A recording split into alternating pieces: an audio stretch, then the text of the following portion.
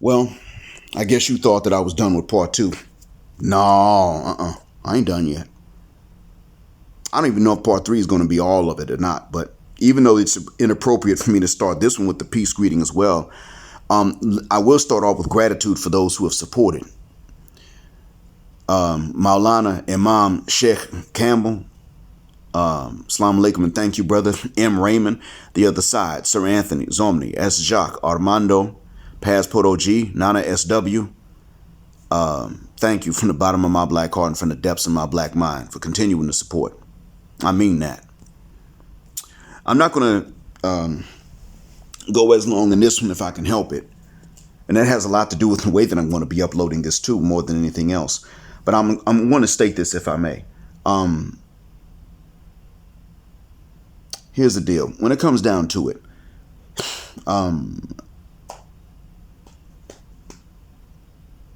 the capstone of all of this that has really allowed them to do everything else has been the lying and the deception. This is one of the other reasons that they deserve less. Now, I'm not telling you that no other Western woman lies and deceives on a mass level or on an individual level. I'm going to say that I think the sisters do this and then later they brag about it, more so than others. When they have conversations with each other, when Western women are in the hair salons talking to each other, and it is a mixed company, but not of gender, only of race, I think sisters brag the most.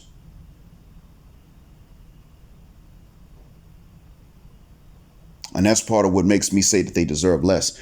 Karen, Becky, and Amber don't really deserve more. I don't say that. But when you take all the Western women in general, Asian origin, Latin American origin, European origin, African origin, I think the two of them deserve the least. But even then, if I had to say by a margin, well, you know what? Sisters come bring the most attitude. They don't even allow, at times, for the possibility of anything healthy to start.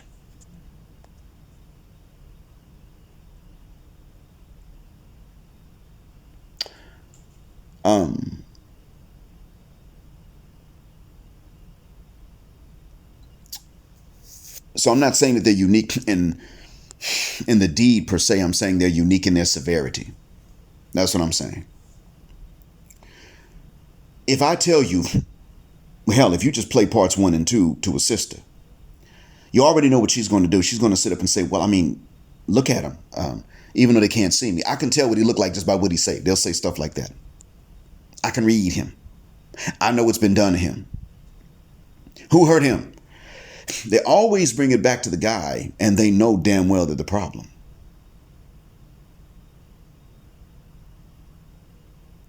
You could argue that a lot of this was subconscious on their part, wrong, but still subconscious. But after Kevin Samuels went mainstream and they all said they hate him, that means they listened to him. And if they listened to him, then they know goddamn well. At this point, it's not subconscious. They're doing it intentionally. The gaslighting is for real.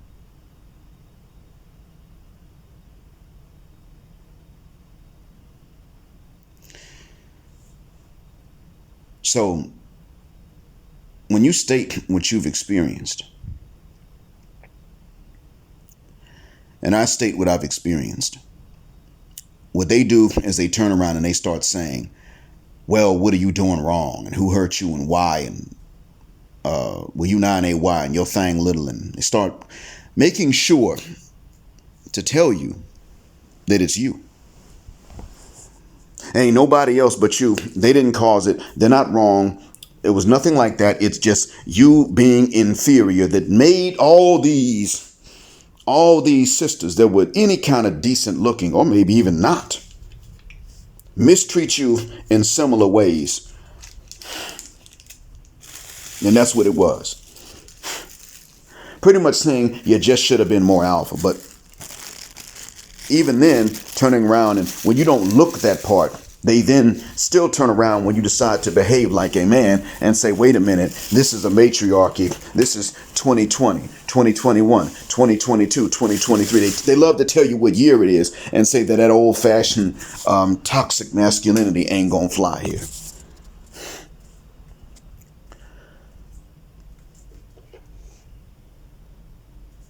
That's gaslighting.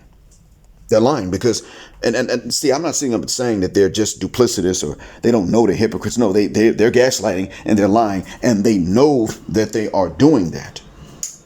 How do you know? Because they always get the results they don't want, or they get the results they say they don't want, and maybe they don't want, but they always get the results you don't want. That's how they know they're lying. It's not an accident. They are intentionally going for, and always so, whatever results you dislike the most. Pick up on that. If you think about it, what is the most consistent about any of our experiences dealing with these Western women, these hyenas? It's real simple. Difficulty, hardship. Even personal trainers whom they choose to smash are going to experience the same thing if they decide that they want some commitment and they want to go the right way. It'll be the same thing for them too. Matter of fact, usually those are the guys that say, I'm not doing any commitment because I already know. When they cheat, I'm the one with whom they're cheating on men that are taking care of them.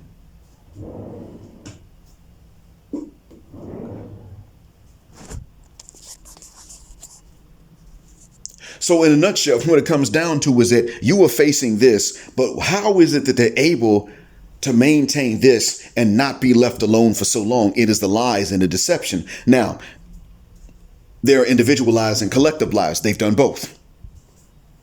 There's the small, or there, I should say, there is the isolated lie, and then there's the whole gaslighting. They've done both, individual and collectively. Isolated, gaslighting. All four possible combinations of these they have done, and most of them have done it. Christian women in the church, sworn to never lie because of Jesus, will turn around and lie to men. I don't care what it is. I don't care if it's you with your boyfriend, y'all ain't married yet, you're horny as hell, but you lie to him and say you not. I don't care if that's what the lie is. You ain't supposed to lie. You're supposed to say, okay, yeah, I am, but I'm not going to obey that instinct because we're not yet married. But yeah, I'm horny. Okay, do that. Everything's always pretend with them. Notice, here's the thing. Whenever they pass down these tricks from old to young, you'll notice two things. Number one, here's the pattern. Grandmom will pass it to granddaughter, mom to daughter, big sis to little sis, aunt to niece. Okay, you'll notice that. Grandmom won't tell grandson nothing at any age. He's never old enough to know. Mom will not tell son at any age. He's never old enough to know. I shouldn't say never. Moms may or may not tell sons, but I think they do wait too late in life to tell sons when they do open up and get honest about it. They don't have that same reservation about telling their daughters. But grandmom ain't telling grandson. Auntie ain't telling nephew. Big sis ain't telling little brother.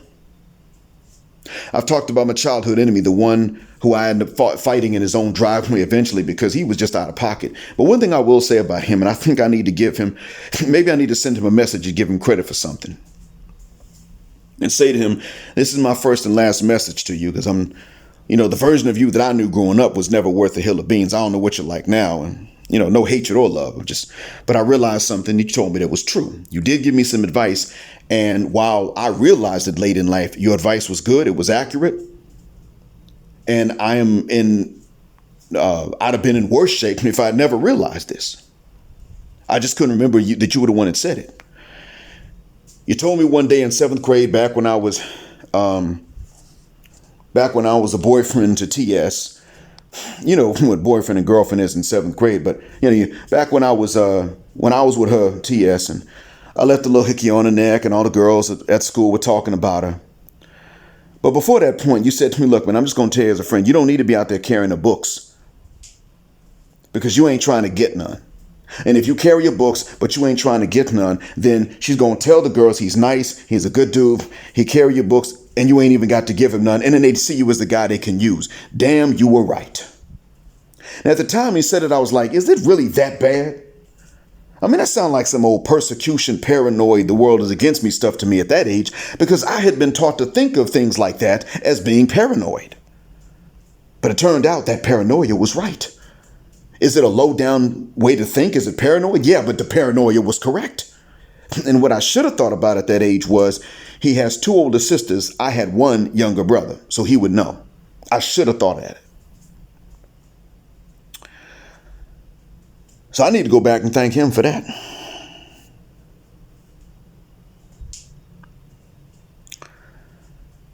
Yeah. That's real. It's the gaslighting, though. See, nowadays, the reason why it is that there is a red pill aware community of men. And remember, I don't ever promote red pill as a religion. It's an awareness. Remember that. To me, it's not a religion. Should not be. But it is an awareness, because the games are real. The gaslighting is real. The deception is real. The dual mating strategies are real. The emasculation is real. The hatred is real. And every time I learn something more about the hatred, I find it to be deeper than what I could assess it to be before.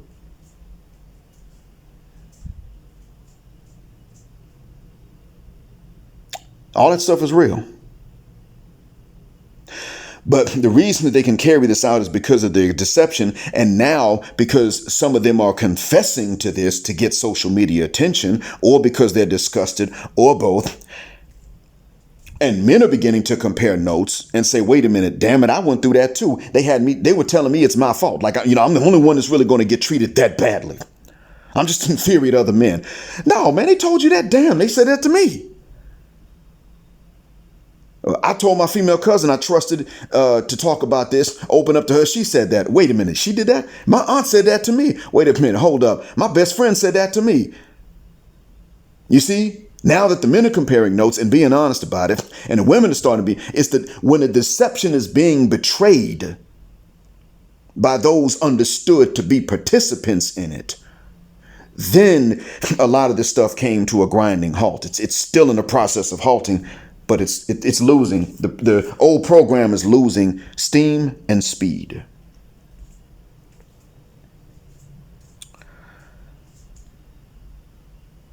But that's what it took.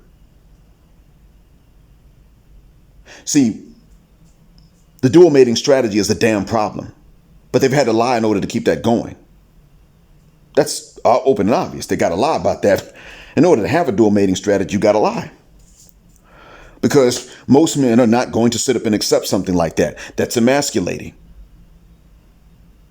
And that's the emasculation is important. I'm going to tie this in as I'm talking about this. But it's too emasculating for men to accept. The cuckoldry that comes along with the dual mating strategy is something most men cannot accept. So what do? Well, let's have an open relationship. You can screw other people and so can I, even though what that always translates to is she'll have a door of dudes and you're not going to have a door of women, even if you're successful. Even if. And she knows this, so she's getting ahead. But then she gets more experience than you and she's looking at you like, but you're still so inexperienced. You know what? You're not really a man. You're not masculine. So she's turning around and setting it up to not only emasculate you, but she's setting you up to become what she could not stand and tolerate anymore anyway. They're doing that. So when they don't find you disgusting right off the bat, they still set you up to become disgusting in their eyes later. They will emasculate you, then hate you because they emasculated you, even though the emasculation had to involve deception in order to be real. Then they turn around and say, well, you're not a real man. They wait until you have a reason to stay, and then they say, but you're not a real man because, see, you knew about this. I eventually told you about this, and you went along with that. A real man would have a visceral reaction. I know. A Muslim woman tried that on me. Now, I'm not talking about open marriage and stuff like that. I don't mean that. But she did later on tell me about how I was supposed to have had a visceral reaction when some dude flirted with her. But the fact is, I didn't know he was flirting till later on. But what I did know, based on other things this man told me, was that he was trying to set me up to go after him to commit violence so that he could have me arrested. So I wasn't falling for any traps. I just didn't tell her about this because, well, she was the type to gaslight. Oh, you're imagining stuff. I mean, she probably would have really not believed that that's what he was trying to set up, but I knew. Yeah, it was like that. Muslim trying this on me. And I'm like, so dude tried to flirt. You didn't tell me he was trying to flirt. You simply kept going to the same place at the same time so that you could rack up the number of times he tried, so that you could then come later on and say he tried this many times or that many times, or, you were doing that so that you could try to goad me into going and getting into a fight at my age. Throwing the first punch, which would have been right in league with his plan for me to get arrested. That's what you wanted?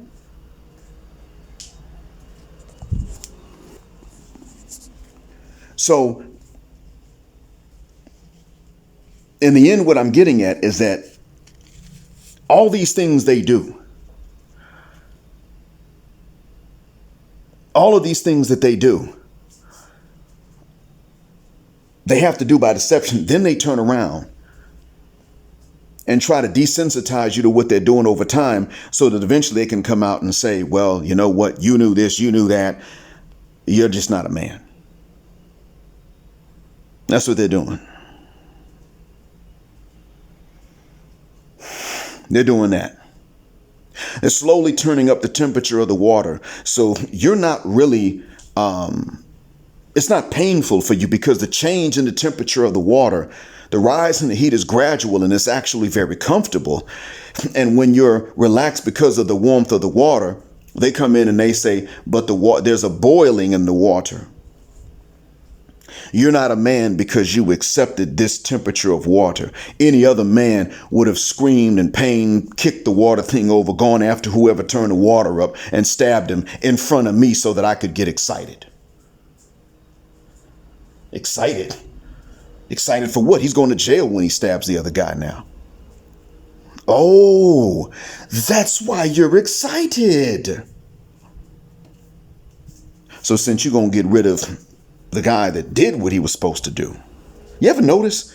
They don't ever really see, for you, when you're a black man, the sisters don't ever really see you as any kind of real man until you're locked up behind bars. You ever notice that? Everything they tell you to do involving being a man means you either take cemetery or cell block chances. Rhoda Osman was no different. What do I want you to do? I want you to be a man. Oh, that's going to stop an assailant that doesn't exist, that nobody could see from swinging a brick that wasn't there to begin with? That's what you meant? You see? Deception and gaslighting. I want you to be a man. These guys were hanging out. They were chilling. Didn't know anything. And lo and behold, a lady walks up to them. Now, mind you, Rhoda went and got body work done, so she looks to be in good shape. See, that's part of why it is that when I'm in the States, if a woman walks up to me and I don't know her, I move out the way. I do that even here, actually. Here, if a woman walks towards me, I move out the way and she changes direction to come walk towards me. She's going to start a conversation. And I know what that's going to be. She's going to ask for money. And I'll be like, hold up. Men and women don't stop each other in this country for no reason. You know better than that. If you ask for directions or if you want to do business, then that's different. But no. And when I say do business, I'm talking strictly what's halal. Ain't no pay for play. You go to jail for a long time for something like that over here. But you see where this is going. You get it. It's the deception. And they will turn around because, now mind you, you know what deception means. Now, if you or I deceive somebody into doing something, we probably would look at least say, well, that person wasn't necessarily evil. They were deceived. I know because I deceived so and so. They don't do that. They will trick you. They will deceive you. And then they will blame you if you don't believe the deception. And then later they blame you when you believe the deception. You believed it? So they got you going and they got you coming. All puns intended. Catch 22. That's how they are. And when you finally, now that we're becoming aware of all of this other stuff, they're going to the next level of gaslighting. They're doing two things. They got two reactions. Either and sisters are really doing both of them more than even us other Western women, which is why I'm sitting here telling you they deserve less. Number one, well, what you doing wrong? Blaming you as if you had a say-so in the matter. And on its surface, it would sound like that in a normal situation. Well, why are all these ladies doing this to me? That's not assuming that they're all communicating with each other. They're all teaching each other the same games to run, and they're all picking men with the same hive mind. So therefore picking the same few men to not do these things to. That's assuming these things. Assuming no major conspiracy. No, these bitches are conspiring.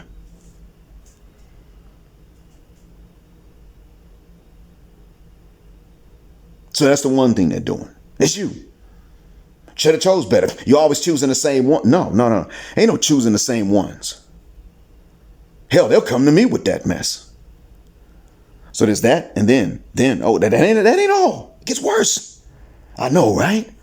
Like, at what point does it stop getting worse? I don't think it does. But here you go. The next thing that they're doing is that when you get some of them into a corner with stats and figures, and you show them the numbers, and you're like, no, see, this is how many of you all are having babies out of wedlock, and this is how few black men are having kids without being married. So y'all out here screwing the same few dudes.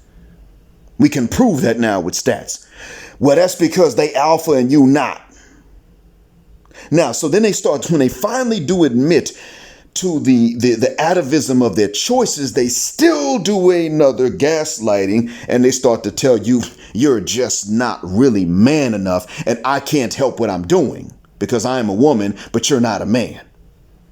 Well, then explain to me why it is that when you are presented with a choice between responsible, non-pookie black men and other women, you still go for the other women. You're telling me that the other women, born women, with all the women's parts, are still more man than a non-pookie, non-stereotype black man? That's what you're saying?